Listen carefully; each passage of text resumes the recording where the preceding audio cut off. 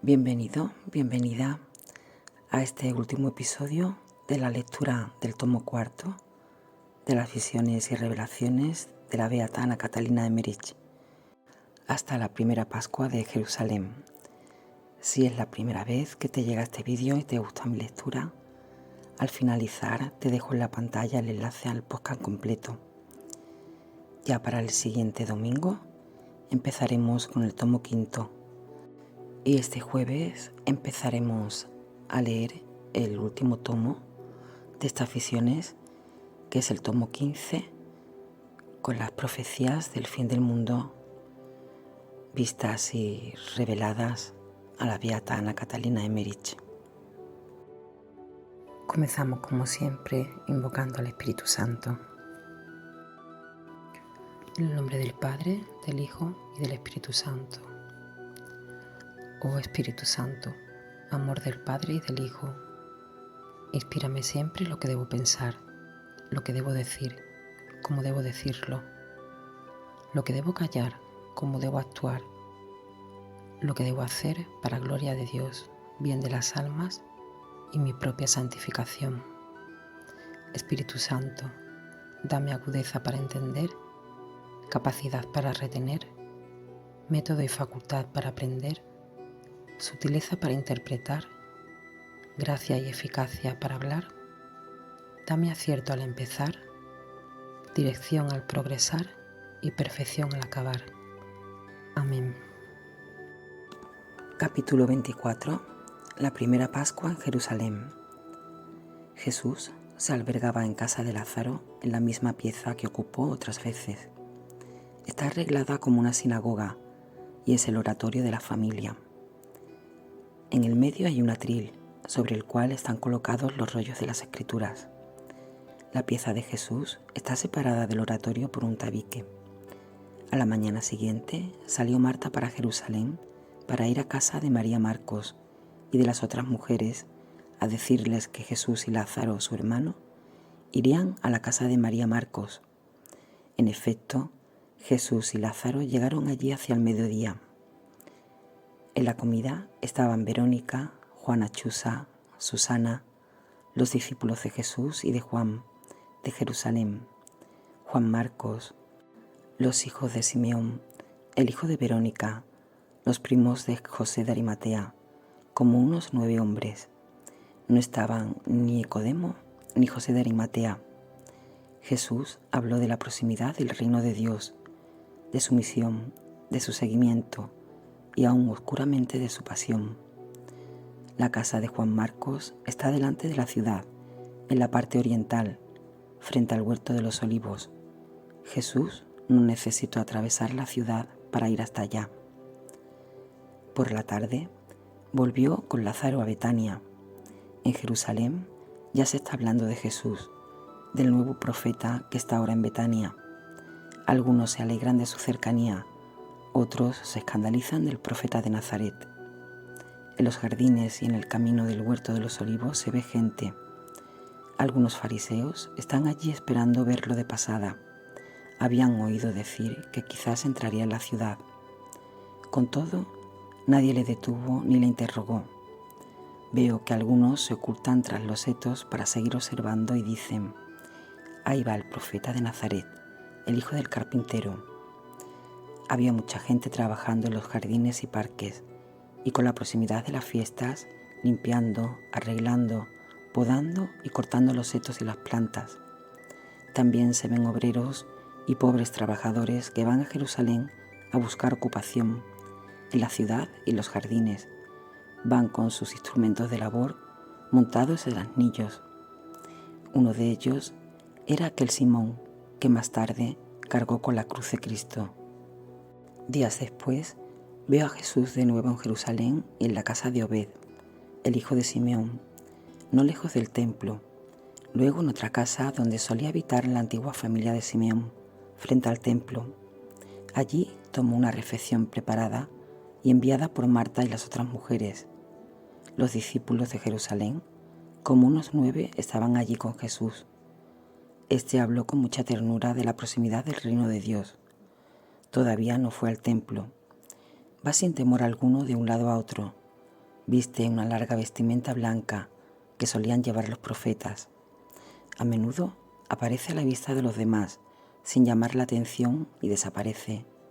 Con todo, a veces su aparición es extraordinaria, su rostro es resplandeciente y su aspecto nada común.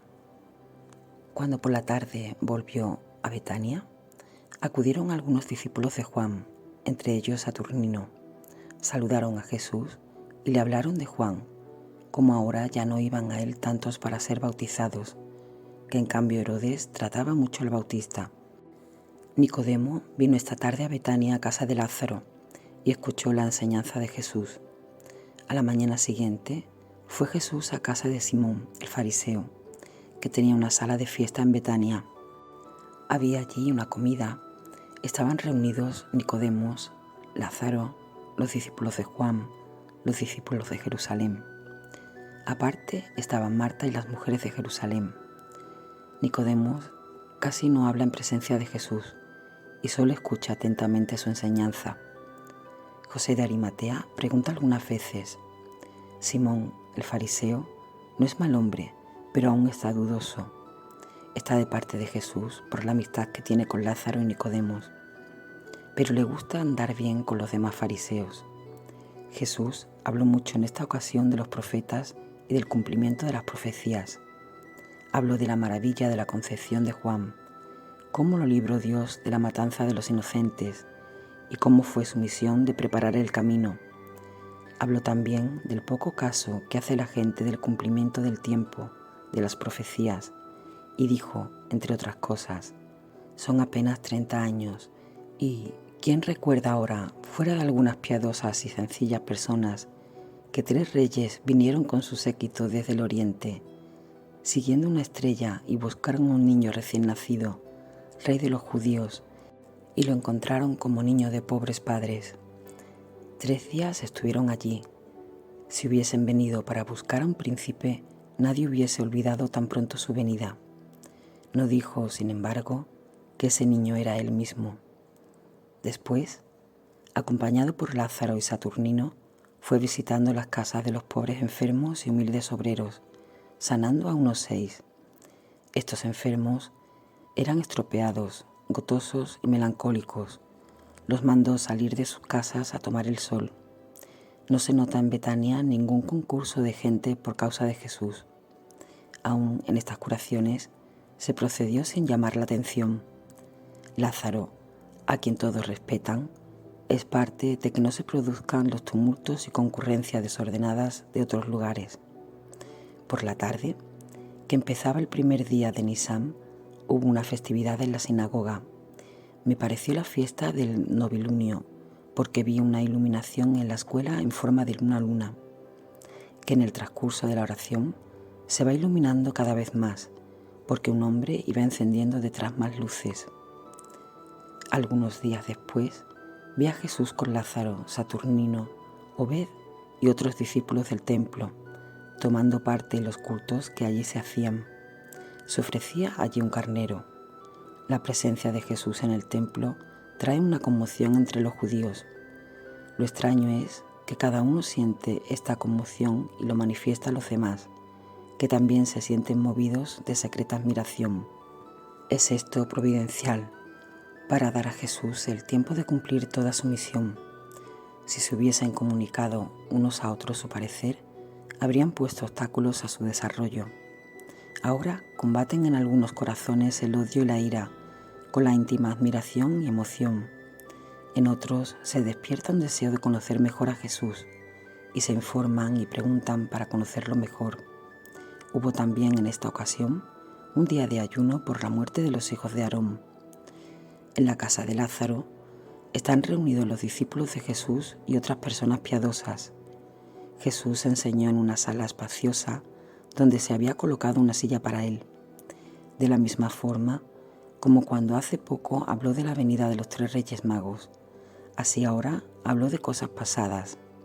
Dijo: no hace 18 años apenas, desde que un pequeño bachir escolar disputaba con los doctores de la ley, cuando ellos tanto se enojaron con él. Dijo también lo que ese niño les había enseñado. Jesús estuvo de nuevo con Obed, que tiene un empleo en el templo, y con otros discípulos en el sagrado recinto para la fiesta del sábado. Estaban de a dos entre los hombres de Jerusalén. Jesús tenía una vestidura blanca con faja y un manto también blanco, al modo de los esenios. Había en él siempre algo que imponía y admiraba. Sus vestidos eran siempre limpios y llamaban la atención porque él los llevaba. Cantó algo de los rollos y oró con los demás alternativamente. Algunos procedían al rezo y lo guiaban. Se notaba que los presentes miraban maravillados y conmovidos, sin decirle a él nada, y hablaban entre sí en secreto. He visto en muchas admirables conmociones y cambios. Tuvieron lugar 3 predicaciones sobre los hijos de Israel, sobre la salida de Egipto y sobre el Cordero Pascual. Encima de un altar había incienso. Los sacerdotes no podían verse, solo se veía el fuego y el humo del incienso. El fuego se veía a través de una rejilla sobre la cual estaba el adorno de un Cordero Pascual con rayos. A través de este adorno brillaba el fuego de adentro. Este altar estaba cerca del Sancta Sanctorum, cuyas puntas parecían penetrar hasta él. He visto a los fariseos rezando, envueltos los brazos en una banda larga y angosta como un velo. A eso de las 2 de la tarde fue Jesús con sus acompañantes al templo, a una pieza de la antesala de Israel, donde se había preparado una comida de frutas trenzadas como coletas. Habían designado al maestresala que debía proveer al orden. En los lugares adyacentes se podía comprar todo lo necesario para esta comida. Los extranjeros tenían este derecho de vender. El templo era como una ciudad en pequeño. Todo se podía conseguir allí. Durante la comida Jesús enseñó.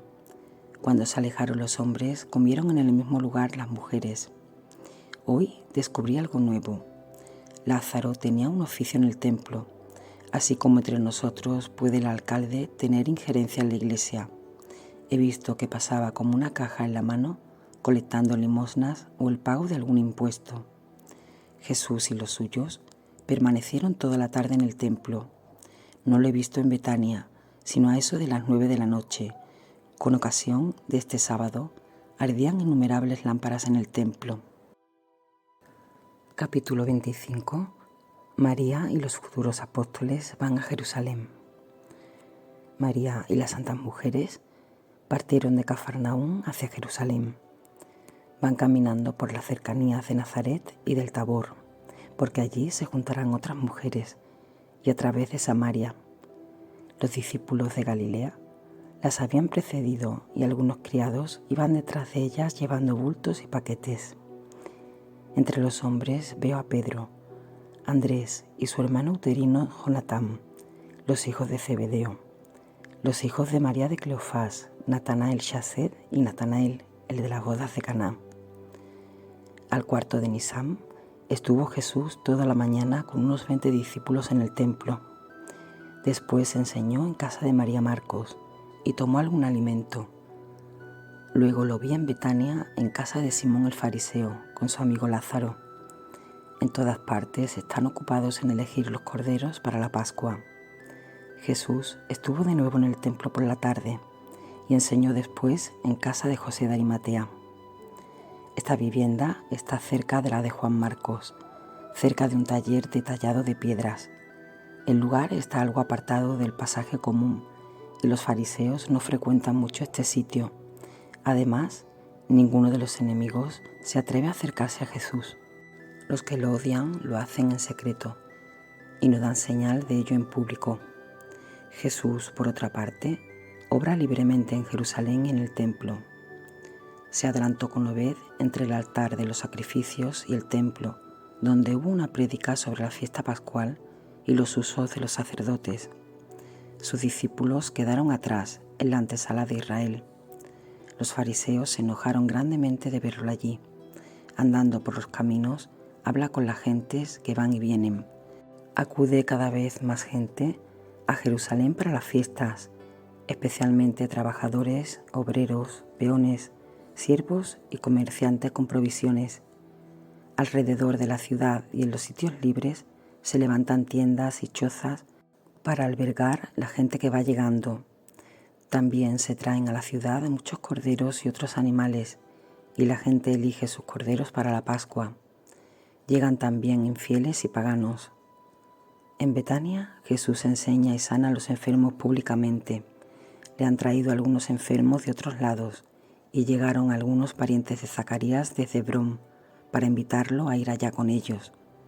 Jesús estuvo de nuevo en el templo, y por la tarde, cuando la mayoría de los sacerdotes había abandonado el templo, enseñó en el lugar donde había estado con los discípulos, habiéndoles a ellos y a otros piadosos israelitas de la proximidad del reino de Dios, de la Pascua, del cumplimiento de las profecías y de las figuras del Cordero Pascual.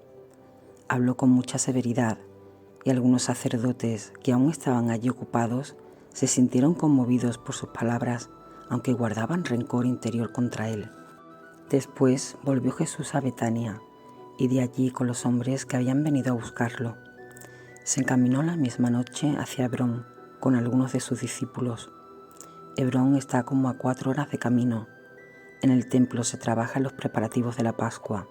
En el interior se modifican varias cosas para esta ocasión.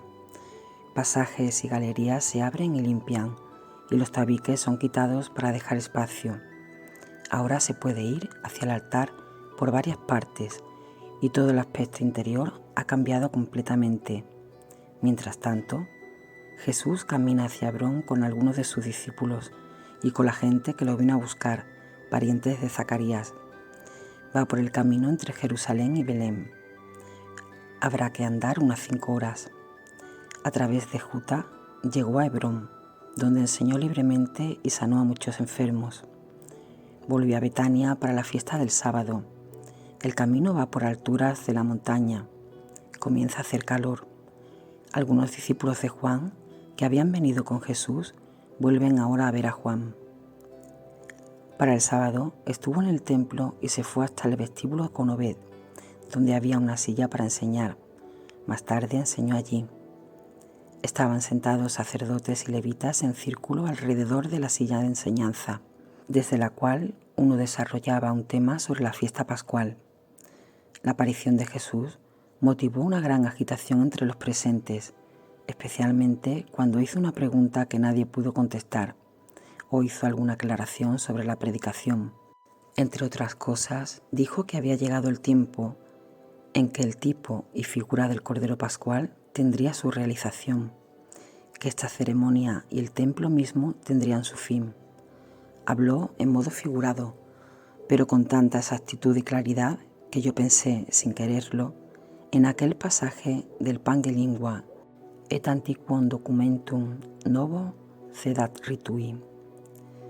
Cuando los fariseos le preguntaron quién le había dicho esas cosas, él contestó que su padre se las había dicho, sin decir más de su padre. Jesús hablaba en general, y los fariseos, aunque grandemente airados contra él, no se atrevieron a molestarle. Estaban llenos de ira y de admiración al mismo tiempo, cosa que no sabían explicarse. No estaba permitido entrar en la parte del templo, pero él, como profeta, se le permitió. En el último año de su vida Jesús enseñó en este lugar. Después del sábado se volvió a Betania. Hasta ahora no lo he visto hablar de nuevo con María la Silenciosa. Creo que su fin está cerca. Me parece que en ella se ha operado algún cambio. Está tendida en el suelo sobre unas mantas oscuras, sostenida en brazos por las criadas. Sufre una especie de desmayo.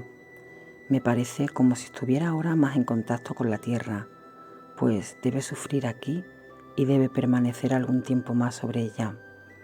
Hasta ahora estuvo como ausente sobre la tierra, no sabiendo lo que en ella pasaba. Debe saber que ese Jesús, que está en su casa de Betania, es aquel que deberá sufrir tanto, y ella debe quedarse algún tiempo más en esta tierra para sufrir con él por compasión. Luego habría de morir muy pronto. La noche del sábado, Jesús visitó a la Silenciosa y le habló largo rato. Por momentos estaba tendida en su lecho y por momentos se paseaba. Se encuentra ahora en sus cabales, se da cuenta de lo que es la tierra, lo que es la vida del otro mundo y que Jesús es el Cordero de Dios, el Salvador, que por esa causa tendrá que padecer mucho. Está triste a causa de este pensamiento y el mundo pesa sobre ella en forma abrumadora. De un modo especial, le contrista la ingratitud de los hombres, que conoce de antemano. Jesús habló largamente con ella de la proximidad del reino de Dios y sus padecimientos. Después la bendijo y la dejó. Está ahora muy hermosa y esbelta, pálida como transparente. Tiene las manos como de marfil y dedos finos. A la mañana, Jesús sanó en Betania a muchos que le habían traído de lugares aún lejanos y también a extranjeros que habían acudido a las fiestas, estropeados y ciegos. Todo lo hizo abiertamente y en público. Vinieron también algunos hombres del templo a pedirle cuenta de su proceder, preguntándole quién le había autorizado ayer para mezclarse y hablar durante la explicación. Jesús le contestó con serenidad y habló de nuevo de su Padre. Los fariseos no se atrevían a enfrentarse directamente a él. Sentían como un temor en su presencia y no sabían explicarse lo que les pasaba. Jesús no se dejó atemorizar y enseñó nuevamente en el templo. Todos los discípulos de Galilea que habían estado en las bodas de Caná se habían reunido aquí. María y las santas mujeres habitan en la casa de María Marcos. Lázaro compró muchos corderos elegidos y después de haberlos preparado, los repartió entre los trabajadores y peones. Capítulo 26. Jesús echa a los mercaderes del templo. Cuando Jesús, acompañado de sus discípulos, llegó al templo, hizo salir del círculo de oración con toda amabilidad a muchos vendedores de comestibles, de hierbas, de aves y corderos, y les indicó el lugar en la antesala llamada de los gentiles. Los amonestó amigablemente diciéndoles que era muy inconveniente el balido de los corderos y la presencia de animales en ese lugar. Ayudó con sus discípulos a transportar las mesas y cajones y les hizo un lugar en el nuevo sitio. El mismo día sanó a muchos enfermos de los extranjeros venidos a Jerusalén, especialmente a pobres trabajadores estropeados que solían vivir en las cercanías del cenáculo en el monte Sión. Hay en Jerusalén una afluencia extraordinaria de gente. Alrededor de la ciudad se ven grandes extensiones de chozas y tiendas, y en las plazas y lugares abiertos hileras de edificios y tiendas largas, como calles, donde se puede obtener lo que se necesita en grande abundancia para levantar tiendas y amueblarlas, y para la venta de los corderos de Pascua. En estos negocios, algunas cosas se compran y otras se alquilan.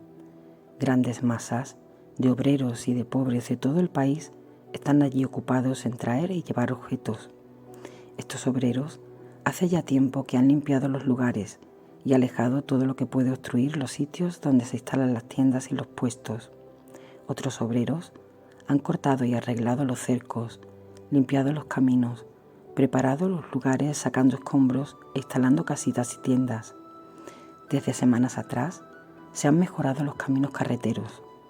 Todos estos trabajos se refieren a los preparativos de la Pascua, cuando se sacrifican los corderos, como los preparativos del Bautista se dirigían a preparar los caminos del Cordero de Dios, que ha de ser sacrificado por los pecadores del mundo. Al volver más tarde Jesús al templo, tuvo que echar nuevamente a los mercaderes que habían invadido los lugares prohibidos, porque estando ahora por la gran afluencia de gente todos los pasajes y puertas abiertos, muchos de ellos se habían internado hasta el lugar de oración. Jesús los echó de allí, empujando sus mesas, procediendo con más energía y decisión que la primera vez. Los discípulos le ayudaban en la obra, pero había allí gente soez y atrevida, que con ademán airado y estirando el cuello contra Jesús, le resistían, de modo que Jesús mismo tuvo que empujar con una mano las mesas que allí se veían. No pudieron hacerle nada, a pesar del enojo que tenían contra él. El lugar de oración se encontró pronto desocupado. Los mercaderes fueron alejados hacia la parte exterior del templo. Les dijo claramente que por 2 veces los había apartado de allí a las buenas, que si volvían por tercera vez iba a proceder con violencia. Por este motivo, algunos de los más osados gritaron contra él. ¿Qué se pensaba ese Galileo, ese discípulo de Nazaret? Añadiendo que no le temían. A pesar de esto, salieron del lugar. Había mucho público alrededor y los judíos piadosos daban razón y lo alababan, aunque a cierta distancia. Alguien clamó también: «El profeta de Nazaret». Los fariseos se mostraban escandalizados y avergonzados. En los días anteriores habían dicho en secreto al pueblo que durante las fiestas se abstuvieran de juntarse con ese hombre extraño, que no le siguiesen y no hablasen tanto de él y de sus cosas. Pero el pueblo mostraba cada vez mayor interés por él. Máxime ahora habían llegado muchas personas curadas por él y que escucharon en otros sitios sus enseñanzas. Al salir Jesús del templo, estando en una antesala, clamó a él un estropeado pidiéndole la salud, y habiéndolo sanado, empezó éste, contento, a gritar en el templo, contando su curación, de modo que se levantó allí un gran tumulto y admiración. El Bautista no viene a las fiestas de Pascua, no se atiene a las exigencias exteriores de la ley, como los demás hombres. Es una voz que debe clamar, una voz revestida de carne humana con un destino superior. Hay ahora de nuevo grande afluencia en su bautismo, pues van llegando muchos forasteros para las fiestas de Jerusalén. Por la tarde se hizo silencio en la ciudad. Todos se ocupaban en el interior de sus casas en barrer las levaduras para preparar el pan sin levadura. Se veían los objetos cubiertos con colgaduras. Lo mismo ocurría en la casa que Lázaro tenía en el monte Sión, donde Jesús y los suyos se disponían a comer el cordero pascual. Jesús también andaba en estos preparativos, enseñando de paso. Las cosas se hacían con orden bajo su dirección. No se procedía aquí con ese temor como entre los demás judíos. Jesús les declaraba lo que había de símbolo en estos preparativos y lo que los fariseos habían añadido por su cuenta. Capítulo 27. La celebración de la Pascua por Jesús, Lázaro y sus discípulos. Algunos días después, hallábase Jesús en Betania, cuando vi nuevamente muchos mercaderes en los lugares de oración del templo. Pensé que si estuviera Jesús allí, lo pasarían mal estos atrevidos. Por la tarde se sacrificaron los corderos en el templo. Hacíase esto con una orden y destreza admirables. Cada uno traía su cordero sobre los hombros. Todos avanzaban en orden y había sitio para todos. Veíanse 3 patios en torno del altar para esperar. Entre el altar y el templo había gran multitud. Delante de los sacrificadores había barandillas y aparatos con todas las comodidades. Con todo, estaban tan cercas unos de otros que la sangre de un cordero salpicaba al de al lado, y así los vestidos de estos encargados estaban llenos de sangre. Los sacerdotes estaban en hileras hasta el altar, y los recipientes vacíos o llenos de sangre pasaban de unas manos a otras. Antes que los judíos desentrañaran estos corderos, los ataban de tal manera que las entrañas las podían sacar fácilmente con un instrumento, ayudado por otro. La operación de quitar la piel procedía con facilidad. La levantaban un tanto y la sujetaban a un bastón redondo. Ponían el cordero delante de su pecho colgado y sujeto al cuello del sacrificador, y luego con las 2 manos enrollaban la piel con mucha destreza. Hacia la tarde se había terminado la tarea de sacrificar corderos. Era un atardecer rojizo. Lázaro, Obed y Saturnino sacrificaron los 3 corderos que comieron Jesús y los suyos. La comida tuvo lugar en la casa que Lázaro poseía en el monte Sión. Era un gran edificio con 2 salas. En la sala donde comieron estaba instalado el brasero donde asaron los corderos. Era, sin embargo, muy diferente del que he visto en el cenáculo. Este era más levantado como el hogar que había visto en la casa de Ana y de María y en Caná de Galilea.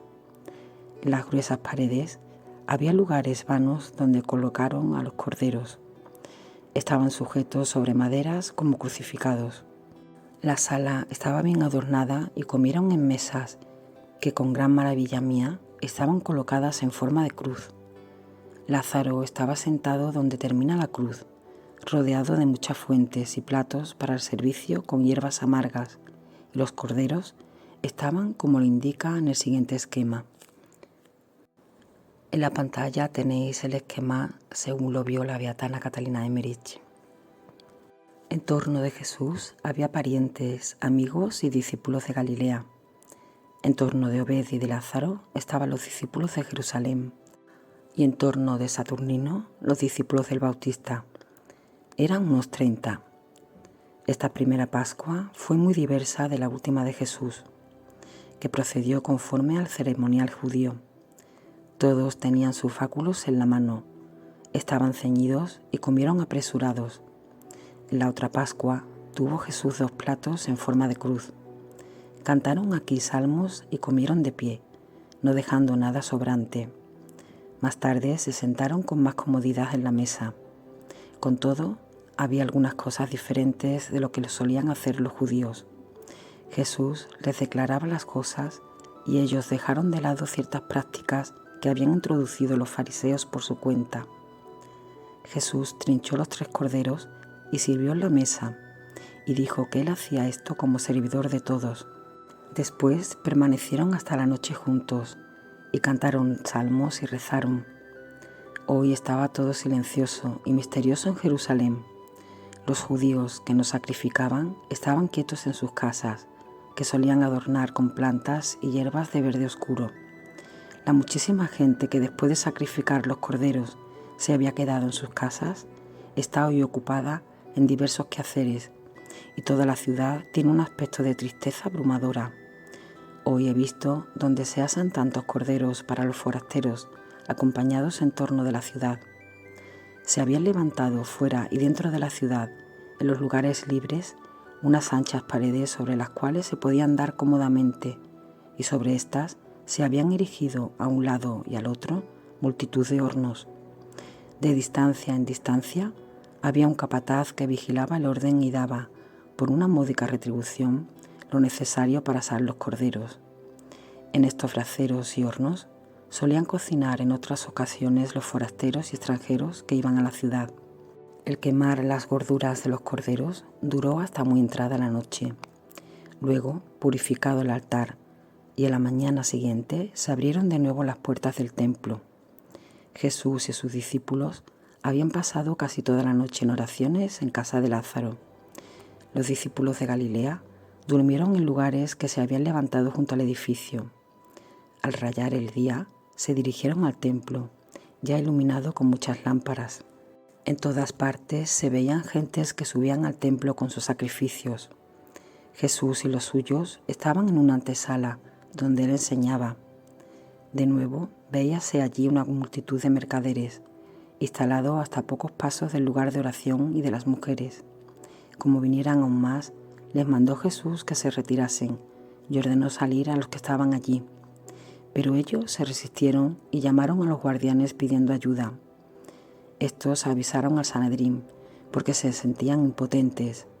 Jesús ordenó a los mercaderes que se retiraran de allí y, como se resistiesen, sacó de sus vestidos un cinto tejido de juncos delgados, corrió un anillo, de modo que el cinto se abrió en forma de azote de varias partes, y con este instrumento arremetió contra los mercaderes, volteó las mesas y arrolló a los más osados por delante, mientras los discípulos hacían lo mismo a ambos lados, y así desocuparon todo aquel espacio. En esto llegó un grupo de sacerdotes del Sanedrín y le pidieron cuenta de su proceder, quién le había dado derecho de hacer eso.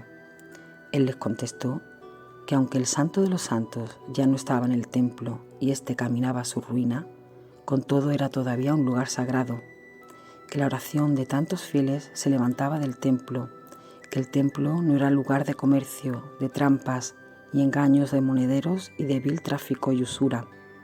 Ya que le pedían cuenta en nombre de quien obraba, les dijo que era en nombre de su Padre.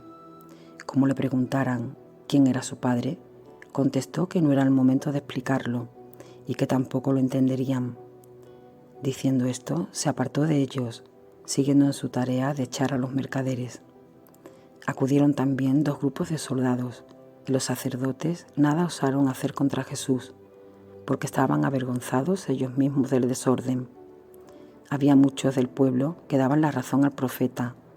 Los mismos soldados ayudaron a apartar las mesas de los vendedores y sacarla con las mercancías desparramadas. De este modo, Jesús y sus discípulos arrojaron a los mercaderes fuera del templo.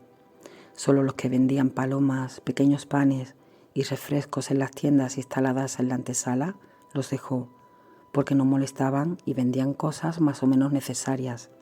Después de esto salió con sus discípulos al vestíbulo. Serían las 7 u 8 de la mañana cuando sucedió todo esto.